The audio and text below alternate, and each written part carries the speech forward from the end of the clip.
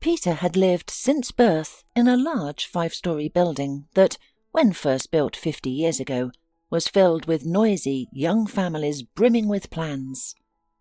As the years passed, families grew, children were born and grandparents moved in. Some residents left, others arrived, and everyone knew each other intimately. Children grew up under the watchful eyes of their neighbours, sometimes even being raised together. The Moore family faced the same scrutiny as everyone else. Floyd Moore was a local, having grown up here as a second-generation resident. His wife, Miriam, however, was considered an outsider. Despite years of living in the Republic, as locals jokingly called their building, Miriam had never truly integrated. She avoided the communal benches, never discussed neighbourhood news, neither visited nor hosted anyone, and lived as if separated from others by an invisible barrier. Floyd, her husband, was her complete opposite. Cheerful and outgoing, he was always ready to discuss anything from football matches to pickle recipes. He was the neighbourhood's unofficial favourite. For 10 years, Miriam and Floyd Moore had built their life together. Floyd was a long-distance truck driver, often covering thousands of kilometres in a single trip. He'd return home for brief periods, cherishing these weekend trips like holidays, trying to squeeze in as much time together as possible before departing again for 2 or 3 weeks.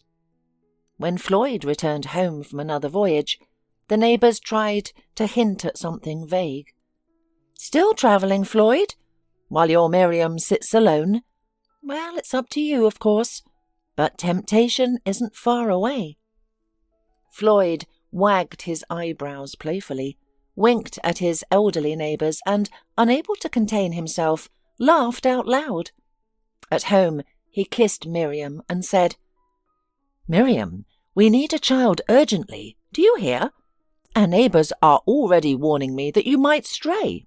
Miriam looked at her husband with transparent light grey eyes and remained silent. The subject was painful. She knew how desperately Floyd wanted a son, and she herself wanted a child, but year after year passed in fruitless attempts. Floyd remained optimistic, declaring that everything would be fine, but Miriam felt she was depriving her husband of happiness he could have with someone else. She blamed herself for their childlessness. From birth she had been weak, frequently ill, with fragile lungs. Even as an adult, she wasn't particularly strong, though she'd learned to manage her asthma without anyone noticing. She caught colds and suffered migraines like everyone else, just more frequently and severely. And suddenly, it did happen. First came a fleeting thought, which she dismissed as improbable. Then it resurfaced, again and again. The thought transformed into a suspicion she dared not acknowledge, and finally hope emerged, shy at first, then brilliant, growing into certainty. She was pregnant. There was no doubt about it. They both were overjoyed. To stay close to his wife, Floyd refused long-distance travel during the second half of her term. "I can't go," he'd reply to business trip proposals. "I'm in the 6th month," he'd add proudly. Miriam's pregnancy was difficult, as expected. She spent most of her time in hospitals, and at home she was nearly always bedridden. The baby arrived on schedule, but was tiny and weak. "No matter, the important thing is he's a boy, and it means he is a fighter," Floyd encouraged, trying not to dwell on the baby's tiny weight or the worried expressions of the doctors, who made little effort to hide their concern. "The main thing is he's here. Small, but he'll grow." However, the newborn's small size wasn't the main problem. From the very beginning, the baby was plagued by every imaginable ailment: dermatitis, conjunctivitis, otitis, dysbacteriosis, allergies. It seemed their child had been struck by every possible infant malady, But even that wasn't all. "Miriam, we need to have a serious discussion." The elderly doctor looked at her intently. "Your baby's condition has stabilized. We've managed to control the major symptoms. I could recommend discharge, but—" He paused, removed his glasses and wearily rubbed his eyes. Miriam's heart suddenly thundered in her chest. "Your son has been diagnosed with a congenital condition. Tracheomalacia. It's a softening of the cartilage of the trachea, to put it simply. You've probably noticed that your child coughs, sometimes noisily, and breathes unevenly. I must tell you that this disease is quite rare and not very well studied. There are no immediate dangers, but don't expect an easy life, especially in the first 1.5 or 2 years. "Tell me, Doctor," Miriam swallowed the lump in her throat with difficulty. "And this tracheomalacia, he has it because of me? Because of my asthma?" "Don't blame yourself, Miriam. It's pointless." The doctor got up from the table and walked over to the window. "I've already told you that this disease is not fully understood. There are, of course, indications of its hereditary nature, but your son's illness has nothing to do with yours." The boy was named Peter. "Well, what else?" Floyd smiled. "Peter means winner. We have many things to overcome." And they started overcoming. When crying, the baby would immediately begin to cough and breathe noisily with effort. At first, Miriam called emergency services in fits of panic. She thought little Peter was suffocating. But gradually, as she grew accustomed to the situation, she became calmer and more composed. Still, it wasn't easy. Peter lagged far behind his peers in height and weight. He reached all the normal baby milestones, but much later than others.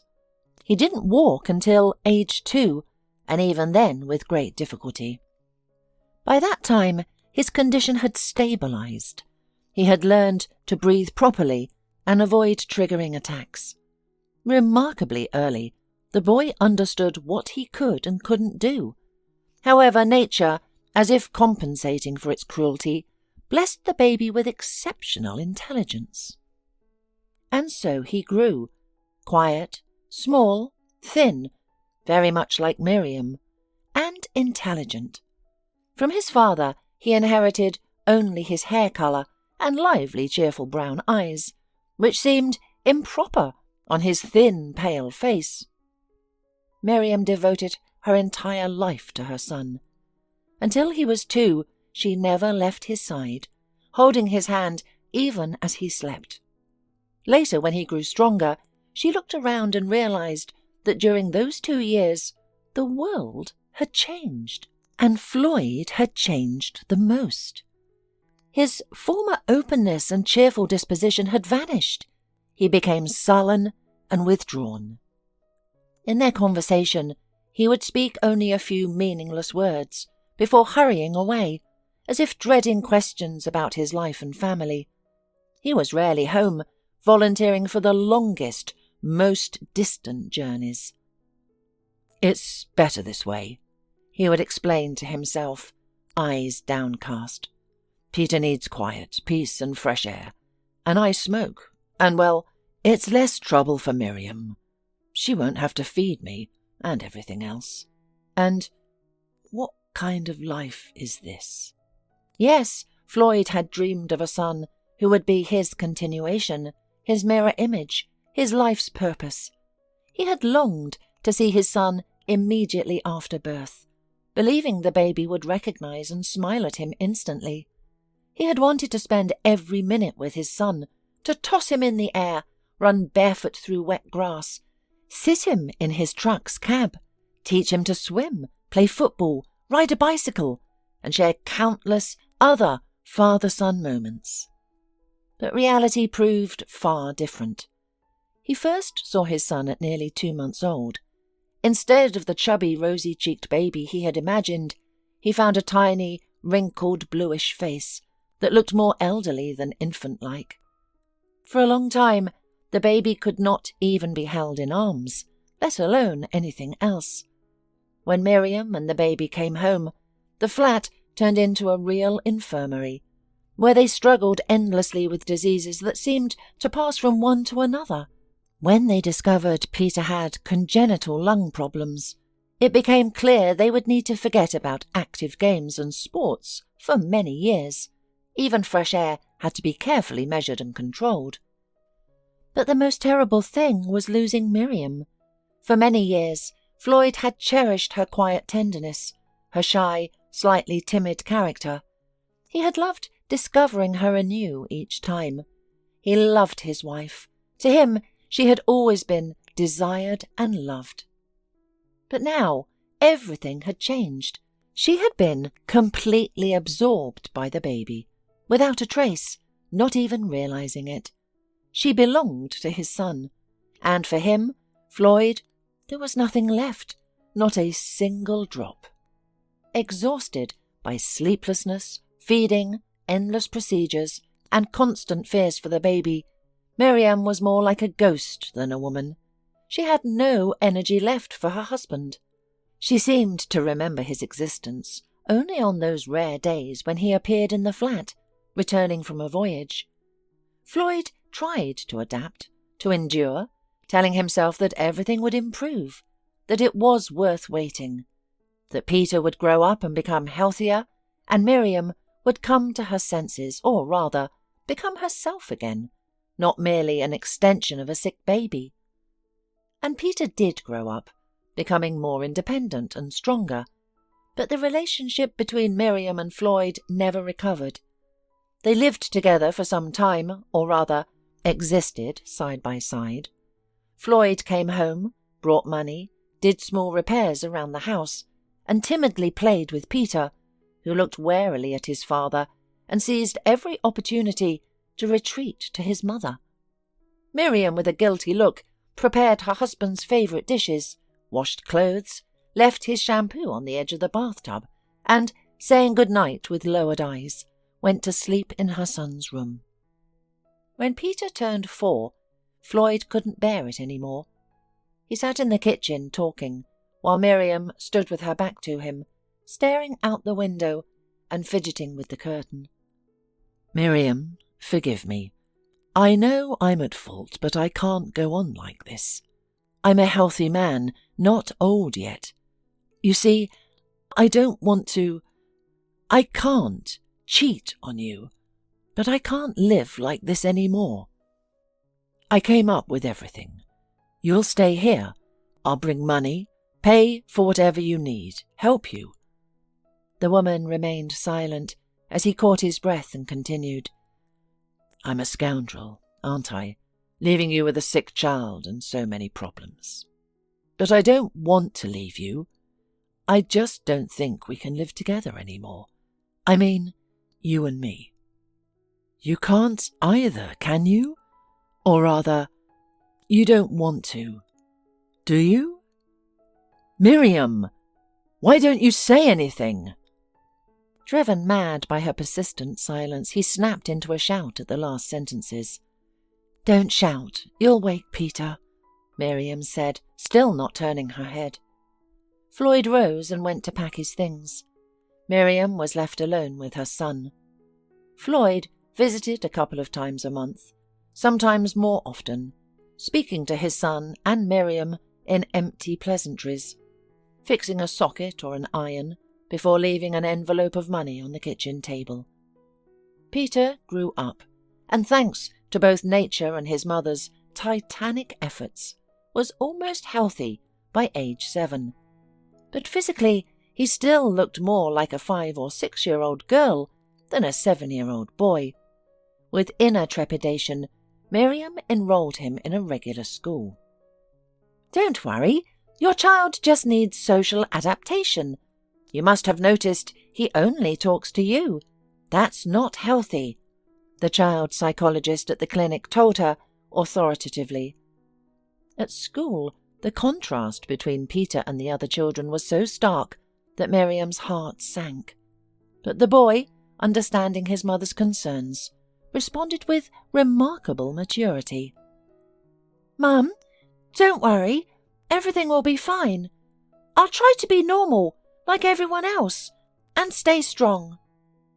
He tried very hard, especially since he was intelligent, read better than any other first grader, had an excellent memory, knew a great deal, and wrote in large, careful, and rather confident handwriting. But children are cruel, and his appearance invited teasing. Peter was very thin, and at least half a head shorter than anyone else in class. He had pale, translucent skin with visible veins, slightly protruding ears that reddened at the slightest worry, and thin, almost colourless lips. He spoke in a quiet, apologetic voice, moved timidly and uncertainly, all of which made him seem even smaller and weaker than he truly was. Nobody wanted to be his friend, so Peter sat alone at his desk by the window and wandered the school corridors by himself during breaks. But he never told his mother about his difficulties at school. "It's fine, Mum," he would reply with a smile when she asked about his day. He wanted to be strong and tried his best to live up to that ideal. Men never complain and always solve their problems themselves, he thought, so he stayed silent and tried to manage on his own. By 7th grade, he was the top student, despite frequent illnesses due to his weak lungs and susceptibility to colds. But his academic excellence didn't improve his popularity. Instead, his classmates envied him and sought explanations for his success. "Of course his grades are inflated. He's sick and pitiful," they would say. Peter desperately wanted his peers to accept him, to share their interests, concerns, fears and joys. He would do anything for this acceptance, help others cheat on tests, write their reports and assignments, even volunteer to answer for the whole class at the blackboard, if possible.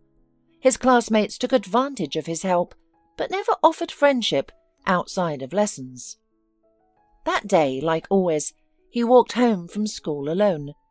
His route took him past an old abandoned house. This district was a favourite playground for local boys. Peter had long been drawn to it, like a magnet.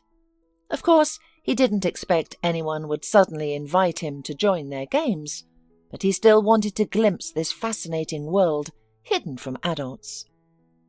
Peter looked around nervously, as if his mother might suddenly appear and spoil his plan, but the street was empty, so he walked timidly between the houses. After 3 minutes, moving away from the street, he found himself in a narrow alley between old buildings with rusty iron gates. "Oh, who's that?" The voice came from somewhere above his head. Peter looked up. At the gate of the house nearest to him stood a rather tall and sturdy boy. Peter knew him. His name was Tom, and he was known throughout the school as a troublemaker. Tom was a year older than Peter, though both were in 7th grade, since Tom had repeated a year. The tough, impudent kid had built up what he considered a serious reputation, surrounded by similar-minded followers. "Well, well, well, who do we have here? Oh, look, guys, it's Peter, the sissy. What are you doing here? Who gave you permission? Only real boys can hang out here. Guys like you are forbidden.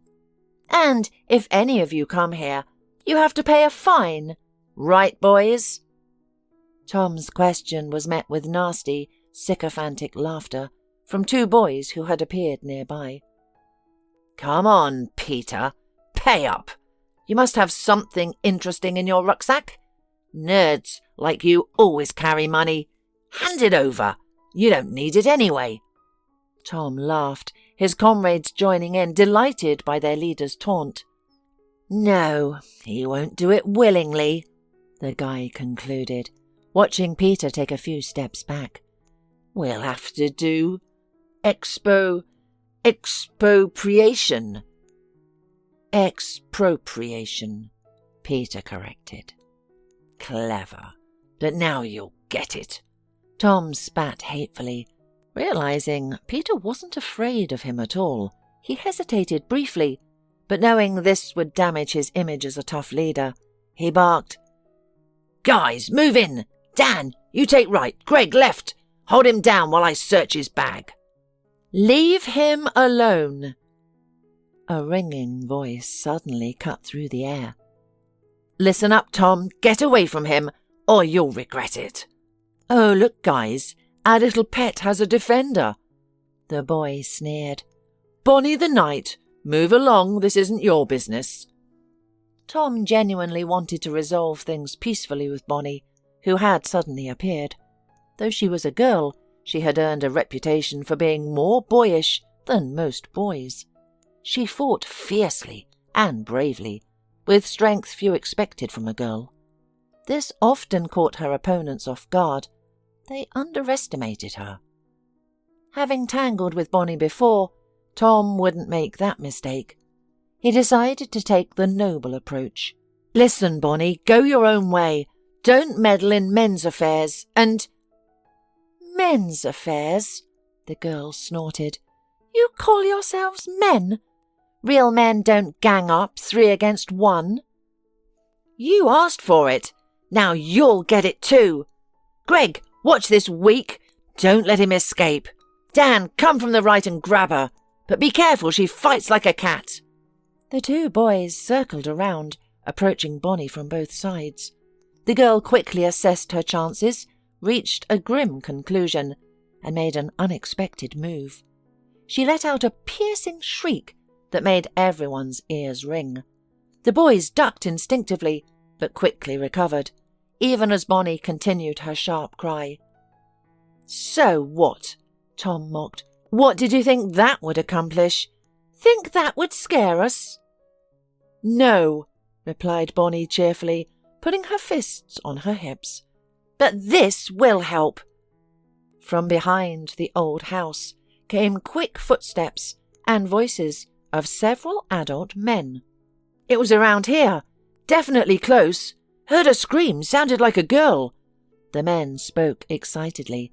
Within seconds, 3 men appeared. "What's going on here?" An elderly man, arriving first, confronted the boys. "Who screamed? Was it you, girl? What happened?" "I saw a mouse, got petrified," Bonnie mumbled, glancing at the boys. "Sorry." "A mouse? Nearly gave me a heart attack." The man rubbed his chest and looked sternly at everyone.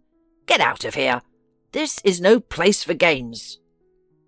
The boys, led by Tom, immediately obeyed, leaving only the sound of distant footsteps in their wake. The men departed, muttering under their breath and wagging fingers at Bonnie and Peter. Bonnie turned to look at the boy she'd rescued, studying him as if trying to remember something. "Ah, you're from 7th, right? I never see you here, and I don't even know your name."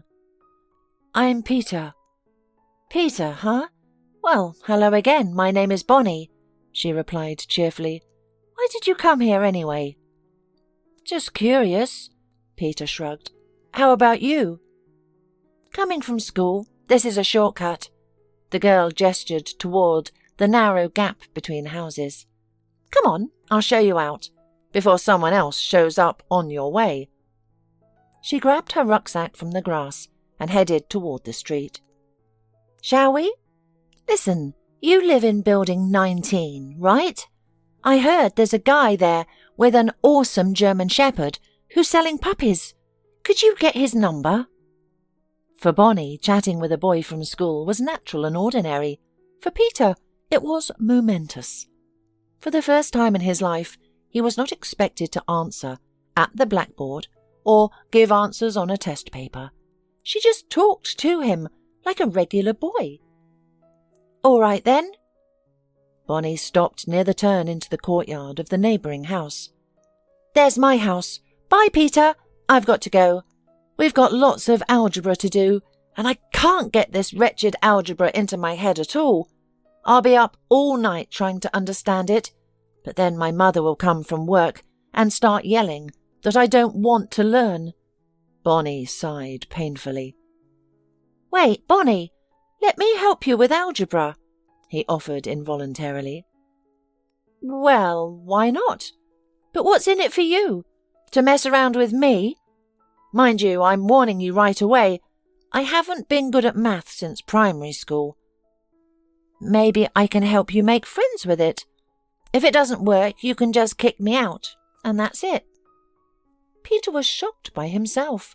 He was talking to a girl for the first time in his life, joking easily and freely, not overthinking every word.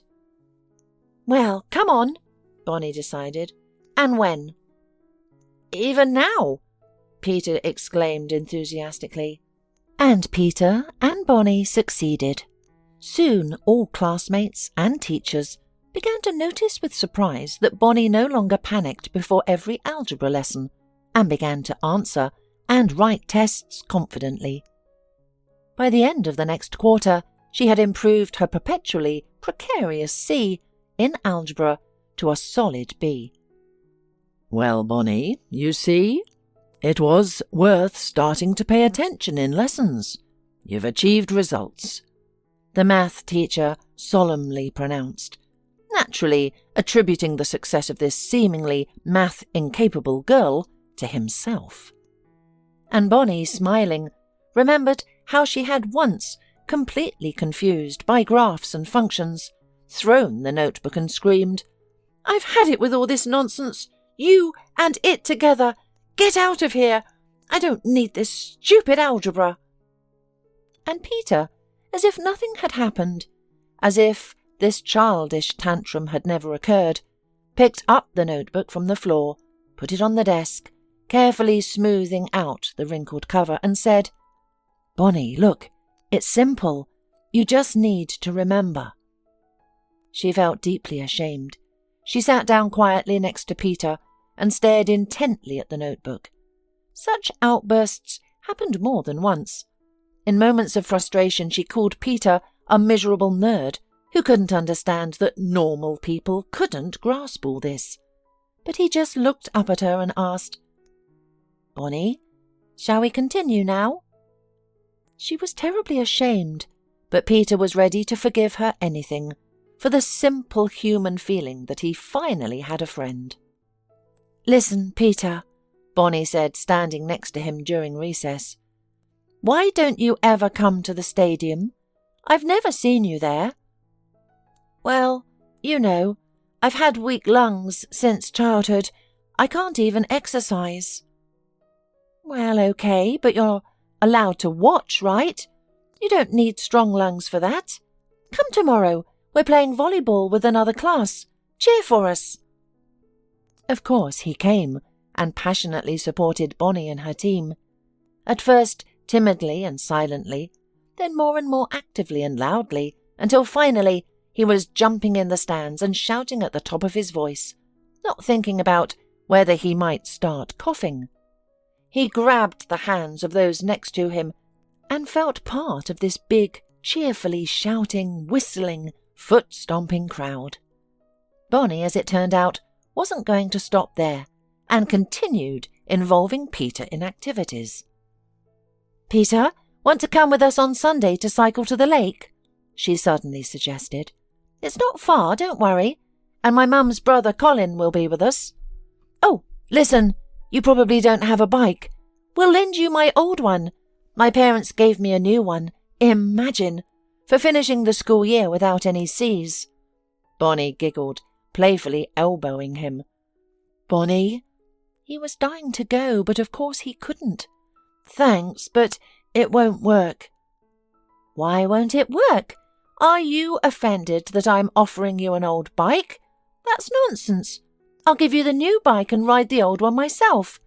But if you scratch my new bike or damage it somehow, I'll kill you. I'm warning you now."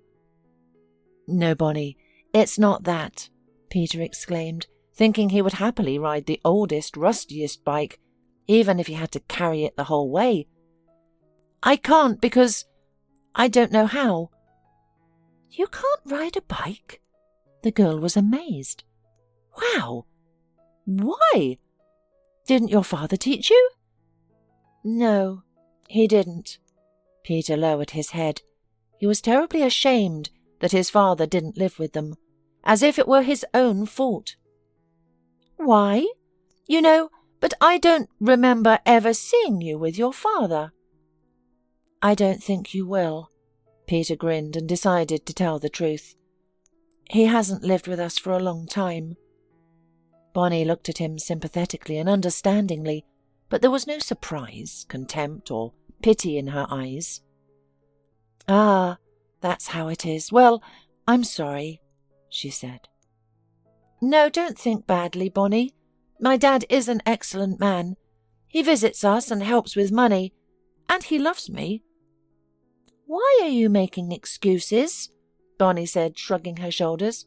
It's common. Half our class has parents who don't live together, and it's no big deal. Well, listen, let me teach you. It's easy. I'll meet you at the stadium tonight. Bonnie, what if it doesn't work out? What won't work out? She looked at her friend. What could fail? If I succeeded in algebra with your help, then I can teach you to ride a bike somehow. A bicycle is easier than all these functions, graphs and equations. Just 2 pedals and a handlebar. You'll do fine, academician. Bonnie had a wonderful quality. She knew how to make any of his problems seem simple and manageable. Quite imperceptibly, in passing, she helped Peter overcome another complex that had tormented him since first grade, the complex of being from a single-parent family. It turned out that this didn't make him special, inferior, or defective. It was just how life was, and Bonnie helped him realize this. With the bike, everything worked out too, despite a scraped knee and bruised arms. But an impossibly happy Peter pedalled the old bike and felt almost like a cycling champion. Several years passed. By 10th grade, no one called Peter as the weak anymore, and if anyone remembered his childhood nickname, it was only to marvel at how time changes people. Peter had grown considerably, especially in his shoulders, and had almost caught up with his peers. Peter's father, with his extensive experience in long-distance transport, partnered with a friend to establish a small transport company that began generating decent income. With this money, Floyd and Miriam started taking Peter to the seaside, trips that proved miraculous for the boy. His coughing and choking ceased completely. He became able to participate in sports, and his skin developed a healthy tan. But the most remarkable change was in his demeanour. The young man now looked people in the eyes with the confidence, bravery and intelligence of a mature person. It was truly the look of a man. The senior girls suddenly noticed, with amazement, that he had beautiful dark eyes, long eyelashes, and that Peter Moore was, in fact, quite handsome. Moreover, he remained an excellent student, spoke Spanish better than their teacher, and rumour had it that his father would give him a cool motorcycle after graduation. After graduation, Peter learned that Bonnie's parents were moving to another city. "What are you going to study?" he asked the girl. "I don't know. We'll see." Bonnie shrugged. "I haven't decided yet. Maybe I'll go into physics." She laughed. "Imagine, Peter, how proud you'll be." They sat together one last time on a bench in the old park. "Take care, and make sure you become someone important. Have something named after me. A star, perhaps, or an island. Just nothing like formulas or chemical elements," she said, laughing. "But seriously, be happy, Peter." "You too." He took her hand and squeezed it in his palms. "I'll never forget you, Bonnie." Peter finished school, attended university and graduated with honours in economics. His father, still in freight transport, helped him secure a position at a large firm through one of his clients. Peter worked diligently and proved his worth. Soon, everyone forgot he had been hired through connections. Within 3 years, he became head of the economic department, participating in crucial negotiations. The firm's management held him in high regard, and his future looked promising. That day, while going about his usual business, he received a call from his mother. "Peter, son," Miriam's voice trembled, clearly on the verge of tears. "I'm in trouble. Charlie is sick." Indeed, it was a crisis. Miriam hadn't changed much in her ways since Peter graduated and began his independent life. She still lived in their old house, firmly declining Peter's offers to move to a newer, more comfortable place. She seemed content there alone, especially since Peter remained attentive, calling regularly, visiting often, and sometimes staying for days in his old room. Once assured of her beloved son's well-being, she had transformed both internally and externally. Most surprisingly to Peter's amazement, she finally had a connection with the neighbours after so many years. Though she had seemed oblivious to them for years, she had actually known everyone by name, remembered all the wives, husbands, children, and grandchildren who had lived there.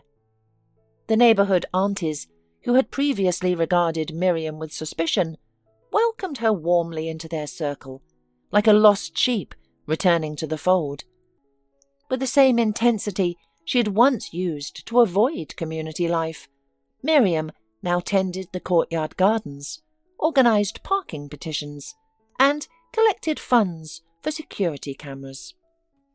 However, to endure her loneliness, she got a dog.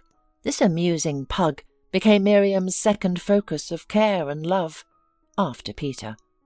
Charlie, as the dog was named, quickly realised his position and took full advantage. He was a spoiled, impudent creature, perpetually overweight because Miriam couldn't resist his pleading, moist eyes, and pitiful expression that suggested imminent starvation. "Mum, you've got to stop overfeeding him. This will end badly," Peter would repeatedly warn. "He'll burst from gluttony." Miriam would become concerned and Charlie would be put dieting. But his owner always stayed strong for a few days before relenting, and the cycle would begin anew. Despite this, the dog remained surprisingly energetic. Neither his shortness of breath nor his considerable size, which made him resemble a huge sausage more than a dog, seemed to bother him. Miriam adored Charlie. Peter felt grateful to the little freak, as he called his mother's companion, for bringing her such joy. Now his mother, fighting back tears, was saying Charlie was ill. "Mum, could it be just an upset stomach? Perhaps he snuck some treats again. Maybe he'll feel better in a few hours." "Oh no, Peter, what are you saying?" Mum sobbed. "He was okay, but after our walk he became so listless and lay down in his bed, and his nose is hot." "Mum?"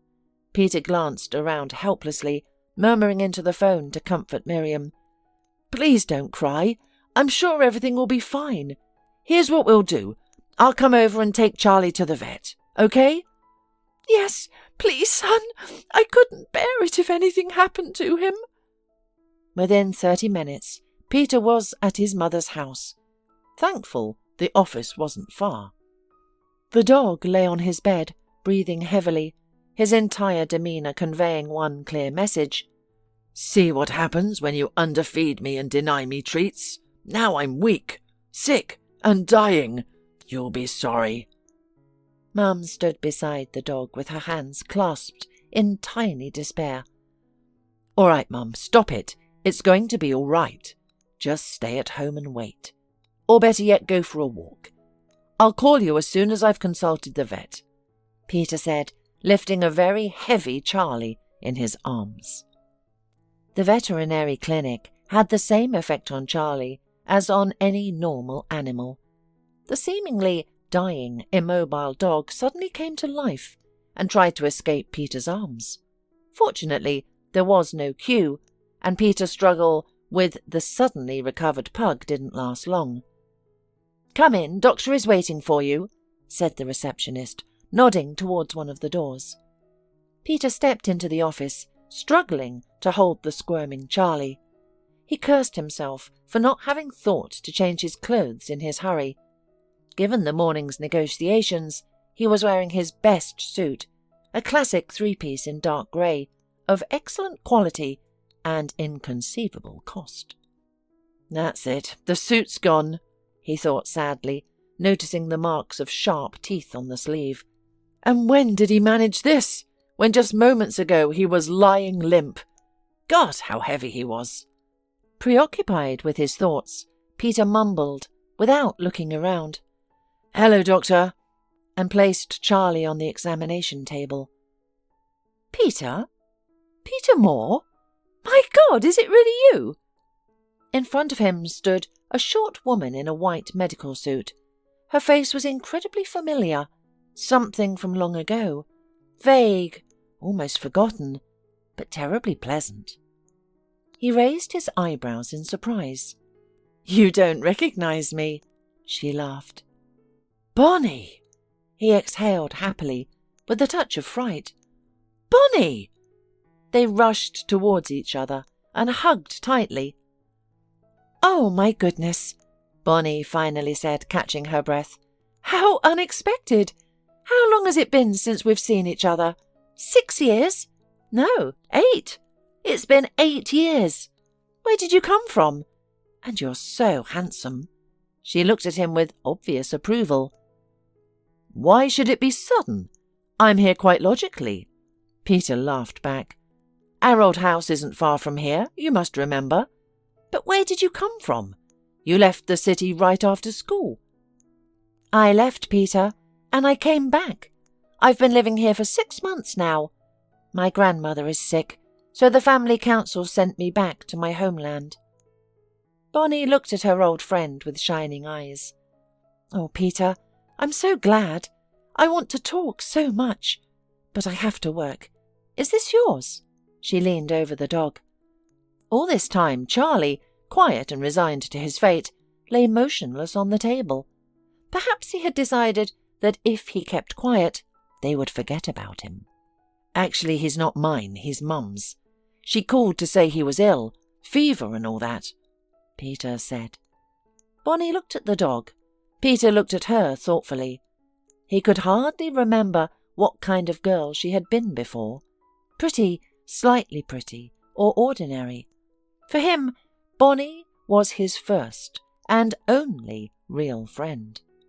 Back then at school she was the best girl in the world. Her looks hadn't mattered to him. Now before him stood a young woman, undeniably beautiful, with fine features, plump lips, barely visible freckles, and slightly rusty hair, carelessly pulled back into a ponytail.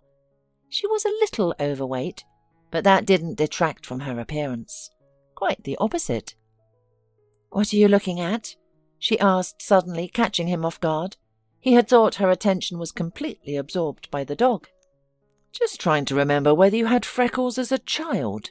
Peter smiled. I did, laughed Bonnie. "I still have them all. But how did you turn out so handsome? You was an ugly duckling, and suddenly here's such a swan."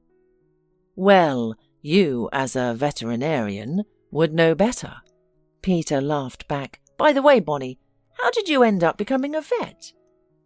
"You don't know everything," she answered. "I've always had a talent for it. Remember how I used to chase rats, and how I wanted a puppy? But I never got one then." Peter felt surprisingly comfortable with her, more than he had in a long time. Despite his huge circle of acquaintances, no real friends had appeared during these years, neither at university nor at work. Whether it was his own fault, having grown used to being alone since childhood, or simply fate, was hard to say. Now, looking at Bonnie, he suddenly realized clearly that she had remained his only true friend in life.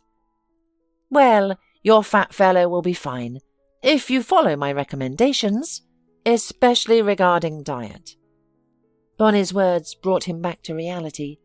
She examined the dog carefully, even looking into his eyes and stroking his head. Charlie, fully settled into the role of a sufferer, wagged his tail languidly. "You've spoiled this dog, Peter. He's developed liver problems, and if this continues, other issues will follow. We'll need to take blood for tests and do an ultrasound. I can feel his enlarged liver with my fingers. It's like an old drunk's. I believe your pug has fatty liver dystrophy," Bonnie concluded. Dystrophy? Peter marvelled. For him, the word dystrophy was firmly associated with excessive thinness and malnutrition, certainly not with a pug weighing twice the norm. "Yes, Peter, dystrophy. Just a different kind from what you had as a child." Bonnie burst out laughing. "Bonnie, you know, I've only just realised how much I've missed your jokes all these years," Peter said, smiling broadly. In the evening, they sat in a cafe reminiscing about their childhood and catching up on their adult lives. "Do you remember how I frightened those boys when that one, what was his name? Oh, Tom, got on to me?" Bonnie laughed. "That's when you and I met. I saw some scrawny guy about to be beaten up, so I yelled." "Well, let's say you shouted after standing up for me," Peter corrected. "You just saved me, Bonnie." "Remember how you tore your trousers in front of the girls when you tried to sit on the twine?" Bonnie could hardly breathe from laughter. "Oh, and how we ate that whole roll at your mum's, and she rushed to call an ambulance. And how you were going to take my algebra exam for me." Memories of their friendship, completely forgotten over the years, pushed aside and overshadowed by other people and events, came alive before him as if they were yesterday. "I remember, Bonnie. Of course, I remember everything." He smiled wryly. "I even still have your old bicycle that you gave me. It's in the garage." "Oh, come on. Wow!"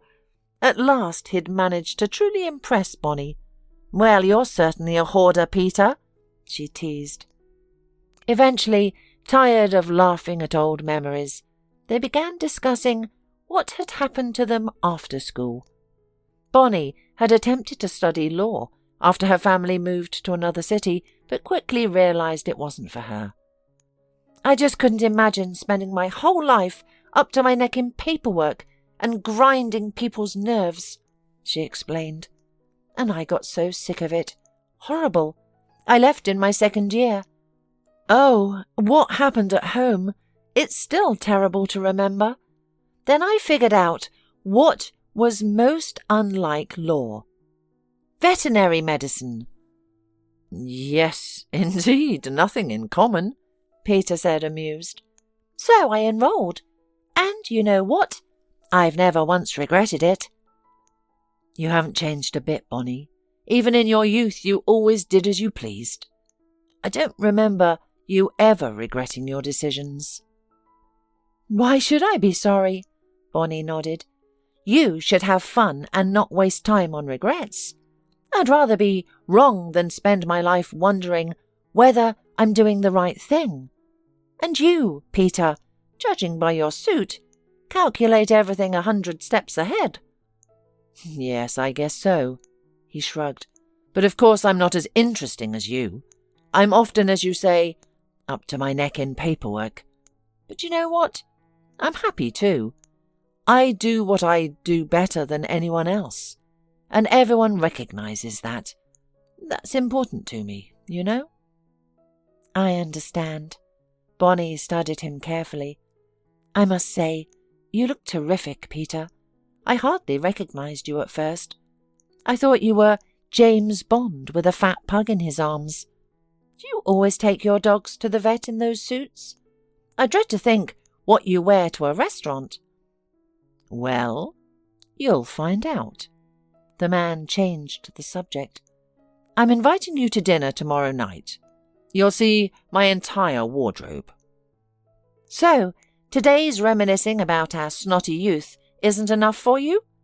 She looked at Peter carefully. "Not enough," he replied honestly. "I really want to see you again." Back home he couldn't settle down. He wandered around the flat and even drank half a glass of whiskey, something he never did. But the drink didn't calm him. If anything, it made him more agitated. He turned on the TV and stared at some film with a confusing plot, incomprehensible even to its creators. Usually such entertainment at day's end worked better than any sleeping pill, but not tonight. After pacing a while longer, he finally went to bed. But sleep wouldn't come.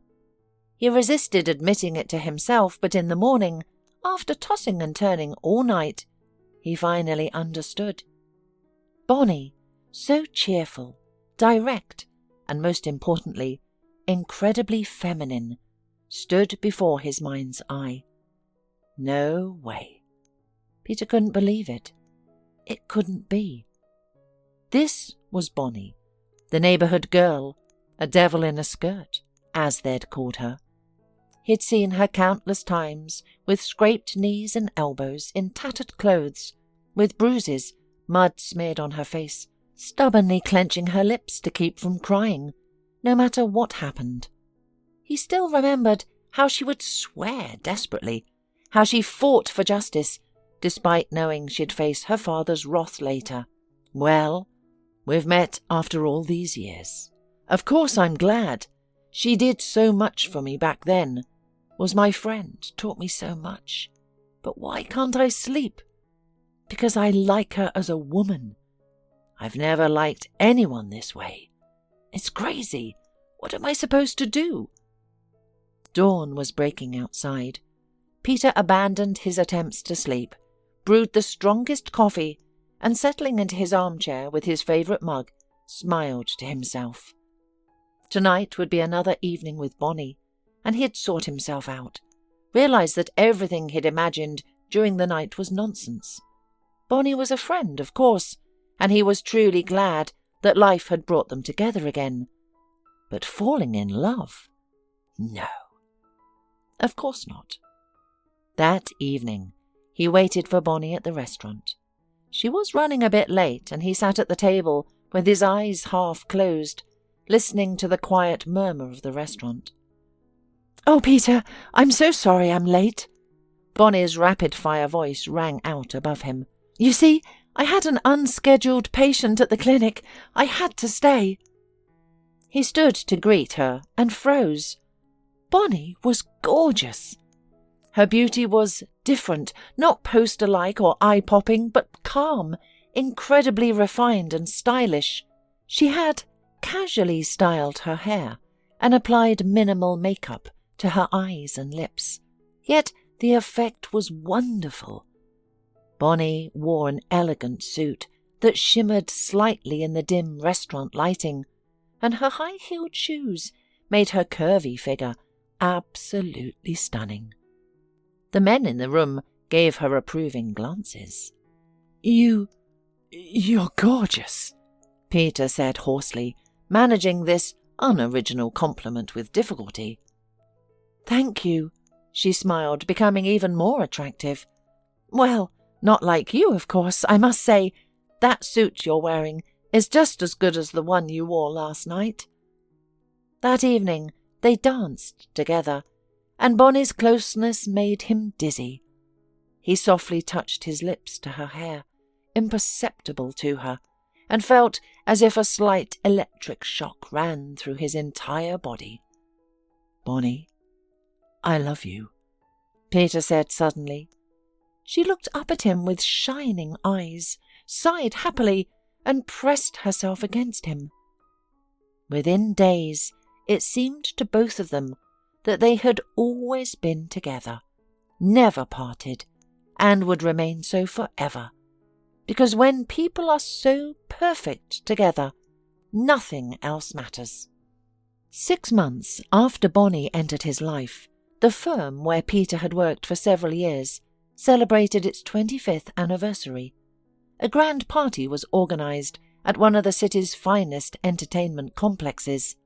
Peter, as head of one of the financial service departments, was naturally invited. He disliked such events, and upon entering the crowded room, he thought wistfully that he would rather spend time with Bonnie at their favourite restaurant, and finally proposed to her. He had been carrying the ring in his pocket for several days, waiting for the right moment. Unfortunately, Bonnie had been extremely busy at the clinic lately, and they hadn't managed to meet. "Well, I'll make an appearance, sit through the formal part, then slip away quietly," he decided. He mingled with the crowd, exchanging greetings, shaking hands, and feigning boundless enjoyment. Within half an hour, he developed a terrible headache. As his eyes scanned the hall, he noticed a girl. She sat apart from everyone at a table, looking like a schoolgirl who had wandered into an adult party. Her smoothly combed hair with long bangs covering her forehead, her bare face with only the faintest trace of lip gloss, and her modest dark dress with a small bow at the collar, all reinforced this first impression. Where did such a woman come from? Peter wondered. She was a striking contrast to the other women, who were dressed in frills and adorned with jewellery. Her beauty appeared especially delicate and graceful, compared to their artificially plumped lips, false lashes, hair extensions, and heavily made-up faces. She seemed lonely and sad, like a lost child. He felt compelled to cheer her up and make her smile. "Excuse me, miss, would you happen to have anything for a headache?" She looked at Peter, bewildered. "What?" she asked quietly, her voice filled with surprise. "Just suffering from a terrible headache. I'm searching for an angel to help me. You seem perfectly suited for the role of a celestial being. You're the loveliest one here. Why so sad?" A slight smile touched her lips. "That's better. You have a beautiful smile. Good luck to you." Peter bowed slightly and stepped away. "Do you even know who you just hit on?" David, who held a minor position in the transport department, but desperately tried to seem important among management, came up to him. "What are you talking about? I wasn't hitting on anyone, just making conversation. Besides, she's a lovely girl, unlike most people here." Peter replied irritably. "A lovely girl? That's Claire Angus herself. Does her name mean anything to you?" "What should it mean to me specifically?" David's affected manner of speaking was increasingly irritating Peter, but suddenly it clicked. "Angus. Now I understand. Yes, Claire Angus herself, our boss's beloved daughter, and sole heiress, by the way." Peter escaped from his companion's crude jokes and insinuations, and stepping aside, glanced toward her table. She was still there, sitting in the same spot, and seemed to be watching him intently, though perhaps that was just his imagination. Peter got home and immediately called Bonnie. "Listen, Bonnie, I've missed you terribly. Let's meet tomorrow, all right? No excuses, even if every dog in town gets rabies at once. Did you hear me? You must be at our usual place at 7 in the evening. Understand?" "Can't make it? Then come to my place." "No, we can't postpone this. It's critical. I have something serious to discuss with you. Okay? That's settled. I'll be waiting."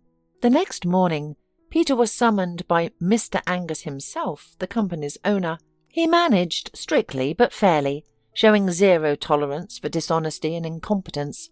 His impeccable politeness often frightened people more than shouting would have. "Peter, I need to have a serious conversation with you." Mr. Angus appeared serious and composed as always, yet some unusual nervousness showed through. Is he nervous? Peter thought with amazement, observing his boss's uncharacteristic behaviour. Then, breaking his own protocol, Mr. Angus approached Peter, took him by the elbow, and led him to an enormous plush armchair at the back of the office. Then the boss coughed and, finally composing himself, spoke. I have a proposition for you. To be honest, I don't know how to put this because I've never been in such an awkward situation, but let me be frank. Yesterday, at the firm's anniversary reception, you met my daughter. Is that correct? Yes, that's right, Peter said, confused. It seemed a little ridiculous. To be honest, I had no idea she was your daughter, and it was hardly an acquaintance. It's just that Claire, was sitting alone, and it seemed to me that... So you came over and had a little chat. Yes, I know. The thing is, Peter, you've made quite an impression on my daughter. She'd like to meet you again. Peter's face tensed. No, you misunderstood me. Or perhaps I'm not explaining myself clearly. Mr. Angus rubbed his forehead. It's just that I've never had to discuss these things before. You're probably thinking that I've lost my mind, taking up matchmaking in my old age. He stopped pacing around the office and sat down in a nearby chair. Peter, I trust you deeply. I've been following your career in the company for a long time. In my opinion, you are one of our best specialists. I admire your honesty and integrity. But I'm addressing you now not as the founder and owner of the company, not as a CEO, but as a human being. A father, after all. He coughed, overcame some doubts with visible effort, and continued, You must have heard that all is not well in my family, that Claire lived abroad for a long time, studied abroad, then was treated in Europe for a rare disease. I'm sure you've heard something like that. You can't miss it. Well, Peter, my daughter was indeed being treated. She used something she shouldn't have. You know how it goes with wealthy students. When I realized it was too late. Mr. Angus stood up, walked heavily to the bar, poured himself half a glass of amber liquid, and drank it in one gulp. Peter, shocked, sat still. But that's in the past, thank God. Mr. Angus's face immediately brightened. Claire is completely healthy, both physically and mentally. I give you my word of honour. But you see, Peter, though Claire is all right, I constantly shake with fear. What if it happens again? What if she gets into trouble? What if someone drags her back into that life? I sometimes wake up in a cold sweat and run to check on her. You understand what I mean. One could go crazy this way. If she had a family, a husband, God willing, children, there'd be no time for such nonsense. Maybe I'm naive, but if there's even the slightest chance, I have to take it. Do you understand? No. Peter, overwhelmed by what he had heard and seen, shook his head sincerely. Oh, Peter, this is the first time since she came home, after everything, she has shown interest in a man. In you, Peter. I beg you. It seemed as if any moment the omnipotent Mr. Angus would fall to his knees. Just respond to her. At least show her some attention. She's a pretty girl, and clever, and generally... The man fell silent, and suddenly, with a wave of his hand, transformed instantly back into the old Mr. Angus everyone had known for years, impeccably poised, haughty, and imperious. Really, why am I getting emotional? When you become a father, perhaps you'll understand me. He grinned. Anyway, you and me, Peter, we are business people, and I'd like to end this conversation professionally. It's elementary. You take care of my daughter, Claire, and if the matter ends in a wedding, I leave you my firm after my retirement. You see, it's quite straightforward. I don't expect an answer from you right now or even tomorrow. Think it over. Weigh everything up. And if you decide to accept my offer, I'll see you at my mansion next Saturday at 7 in the evening. Thank you. Peter, goodbye. The conversation was clearly over. Peter stood up, nodded awkwardly, and walked away on stiff legs. What had he imagined? The old fool! It was the first thought that came into Peter's head, after he could think at all. slipping me his daughter as bait and imagining I'd just swallow it up like that. No, does he really think everything can be bought? I should have told him to his face. I just felt sorry for him. Poor old man.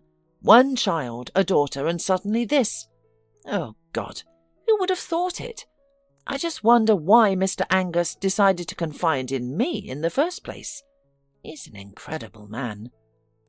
I can only imagine what he's been through, how hard it was for him to say all this. But to offer me his daughter, along with the firm, it's certainly too much even for him. I feel sorry for the girl, and I feel sorry for her father. She's the only one he's got. His anxiety is understandable. That he'd do anything is also understandable. She's beautiful, by the way.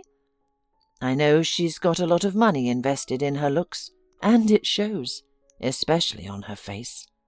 What was the last valuation of our assets? I don't remember, but I remember the annual turnover. That's a terrific sum of money. I'd never get another chance like this in my life. Nobody ever had a chance like this in their life. When Bonnie came in, Peter was completely lost and shattered. "Peter, I have grand news for you," she announced, warmly hugging him and kissing him on the nose. Had he been in his normal state, he would have noticed at once the burning eyes, the blush, and the mix of solemnity, joy, and fright on Bonnie's face. But he saw nothing, noticed nothing. Bonnie stood before him, and he saw another woman.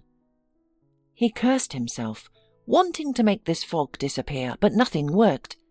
In front of him stood Claire Angus, and beside her, as in some tacky advertisement about luxurious foreign life, sailed snow-white yachts, gleaming racing cars, and soaring skyscrapers with luxury apartments.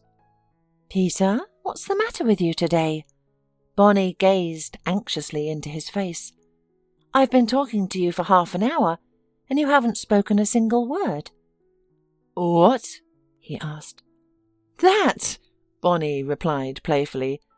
"No, Peter, you are certainly out of your senses. All right, I'll hold off with my news. But what did you have so special to tell me?" Peter tried to speak. "You?" Bonnie frowned. "You called me yesterday and said you needed to have a serious conversation with me. Well?" "Bonnie, I have a confession to make. Bonnie, I'm sorry, but we can't be together. I don't love you." She looked at him carefully, as if seeing his face for the first time, and left, closing the door quietly behind her. Peter endured life with Claire for 6 months. Then he apologized to her and left the firm for good. "But at least we tried," Mr. Angus said with a bitter grin at his farewell. 10 years passed. Peter Moore worked as a commercial director of a large construction company. 3 years ago he buried his mother, and shortly before that his father died suddenly, leaving him all alone. After his family left him, he withdrew into himself and devoted all his time to work, earning a reputation as a tough, successful, and calculating businessman. Always impeccably polite and calm. One day he surprised his lawyer with a serious reprimand.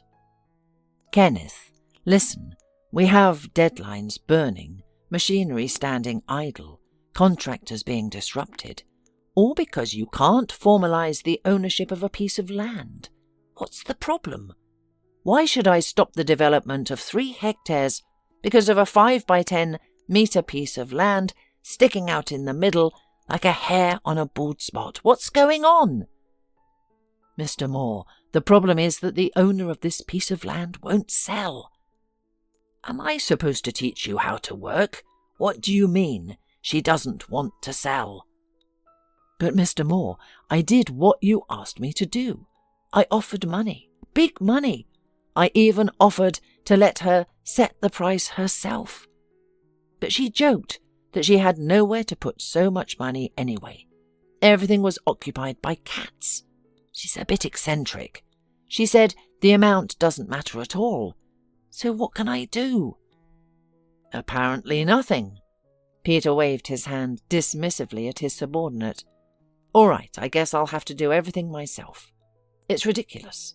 For years I've been buying up hectares of land without any problems, and now this tiny plot is like a bone in my throat.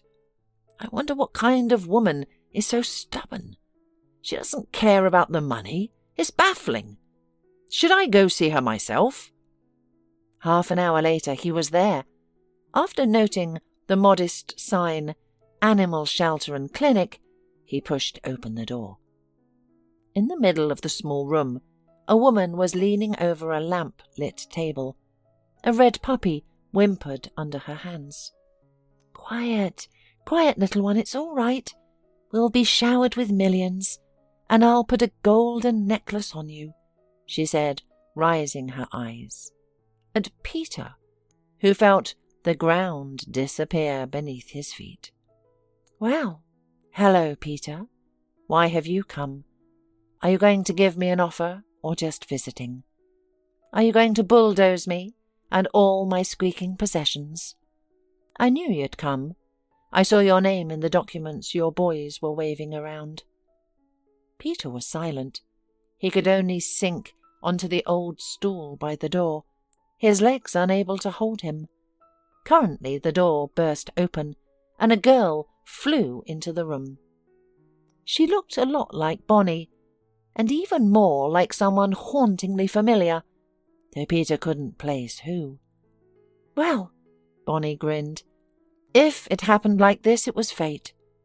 Peter, meet Annie, your daughter. Peter looked at the girl and cried. He didn't know her age, but he realized she was as old as his betrayal. Peter Moore had a long road ahead of him to forgiveness, to letting go of pain and grievances, to transforming years of loneliness back into love. He had no certainty whether he would ever be forgiven and accepted, but he was no longer alone. He had Bonnie and Annie, and he was happy.